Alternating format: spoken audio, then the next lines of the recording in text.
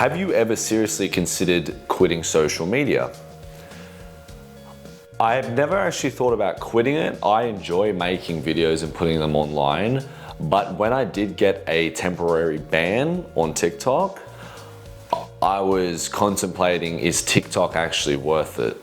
That was the only time I ever thought about it, but I was also a big kick in the guts. It was a downtime for me, and yeah, no, I'm not planning to ever.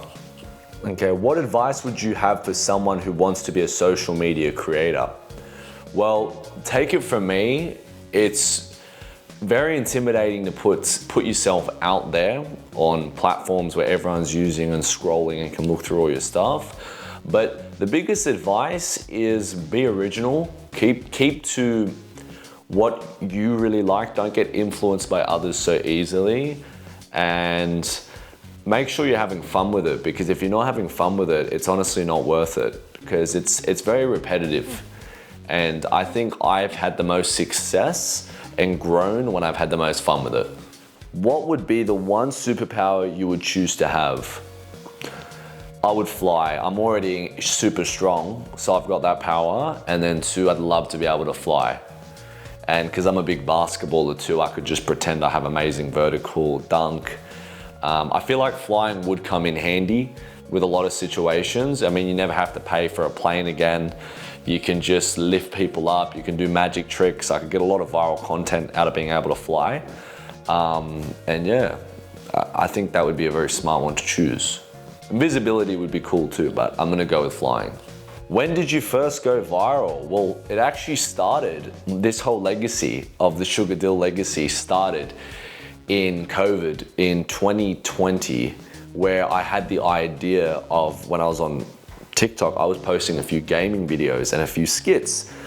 And I ended up posting an old video of me at a party, and it grew like 500,000 views in a week. It got taken down now, but that's where it all started. I got a taste for the fame, the TikTok fame, and yeah, it went all uphill from there. What's your favorite video that you've ever posted?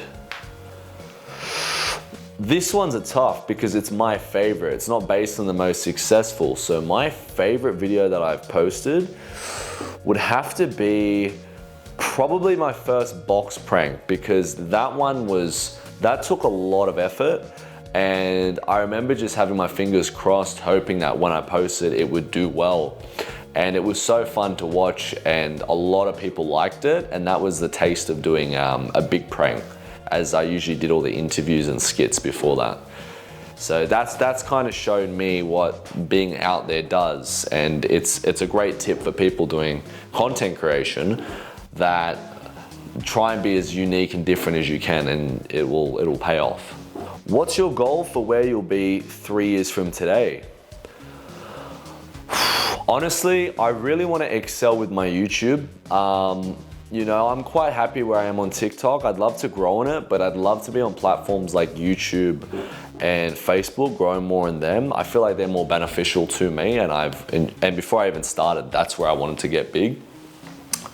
I'd love to be financially free, however you want to put that, and just the freedom to travel and do what I love, which is creating content.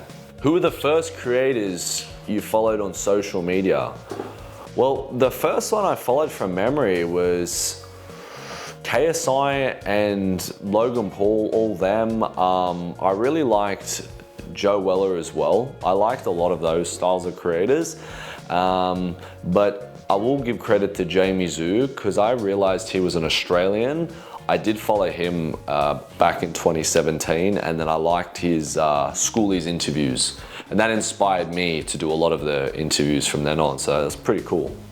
Do you see social media as your long-term career path? If not, what could you see yourself doing? Well, see, that's the interesting thing, because there's nothing else I'm gonna do while I'm living and breathing on this earth besides making content and making a success out of myself in creative ways. Because I'm 22 years of age, I'm turning 23 soon, which is quite scary. And I don't want to do a normal 9 to 5 like a lot of people, except I'm willing to put myself out there. So yes, I do see myself doing it long term, but TikTok and all that is like 20% of what I actually do. That's what I show people on social media. But there is a lot I'm doing behind the scenes. I'd probably list myself as an entrepreneur and a personality for social media and TV to come, but I can't say everything, but yeah. What is something most people who follow you don't know about you? Well, this is an interesting one because I think when you turn the camera off, behind the scenes, I'm quite a reserved person. I'm not shy, but I'm more reserved. I feel like online I look a lot more out there than what I actually am. Same as in like social settings, I would be more out there, but I think I'm quite down to earth, and I feel like I'm not, I feel like when people meet me, they realize I'm not like, I portray a cocky sort of thing online. I feel like I'm definitely not that in person. And that I'm very into fitness, but I have been making more gym content. So yeah, I feel like I'm a more chill person than what most people think. What advice would you give to your past self? Honestly, and someone actually told me this today and it stuck with me, but there is no perfect time. If you want to do something, you do it. You know, there is no, we all get stuck in this way of, oh, I'll do it then and now I'm not ready, but you might not have the same motivation or the same state of mind to execute a goal in weeks to come or months or years. So while you've got drive, you go all in and you try, because there is no tomorrow, right? Famous saying, there is no tomorrow, Rocky. And today's the day. You can achieve so much within a day. Just go for it. If you had to eat one meal for the rest of your life, what would you choose? I'm not gonna lie, it's a tough one. It's a tough one. For the rest of my life, it's so difficult. I'm gonna have to go with a chicken parmigiana. And that's a very Aussie thing to say, but chicken parmigiana with the chips and good salad, high quality of course. I feel like that hits all the nutritional values for my day, but I wouldn't, yeah, I'd probably hate it after a week, but I love it, I love it. If you were stranded on an island and could only take 3 objects, what would they be? Well, I'd take my phone, because this comes with me everywhere, and there's a lot you can do through a phone. I'd bring my mics, and I'd bring warm clothes, because I would make a hella good vlog out of it, super viral content, and I'd make the most of the experience. Would I come back alive? Maybe not, but it would be a journey for my viewers to watch, and yeah, I think it could be something different and be an experience. I do think I'd survive and I would make it home, but they would be the 3 things I would take. When was a time in your life you felt like you were at a crossroads, and how did you decide what to do?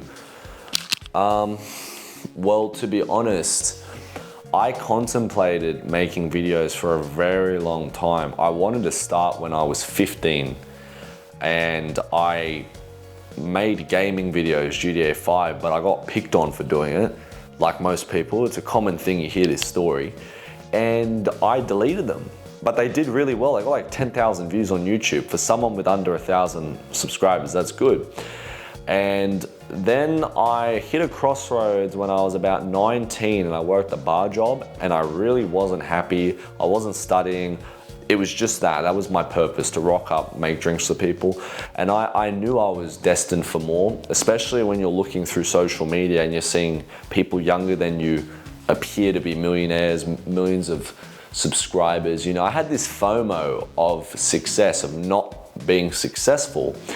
And I pretty much changed my whole identity and became very confident, knowing I don't care if no one's gonna like me doing this. This is the one thing that makes me happy, and I'm gonna go all in. And I need to get back into that mentality, because I achieved a lot when I was 20 years old. 20 to 21, I achieved a lot of shit, a lot of stuff. If you could travel anywhere, where would you choose? It's a tough one. It'd be between Europe and America, but I'm gonna have to say America because I would love to meet a lot of the creators there. There's a whole bunch of options of places to visit, film, people to meet. It's a big variety, and I feel like I'd benefit a lot and I'd grow a lot there. Not growing social media, but with opportunities and even as a person. I feel like America is where it's at, and I would fit in there very well. If you had to describe yourself in 4 words, what would they be? Driven, creative, daring, and sexy. That'd be the 4 words I'd choose. Mentally sexy, of course. Which one of your accomplishments are you proudest of?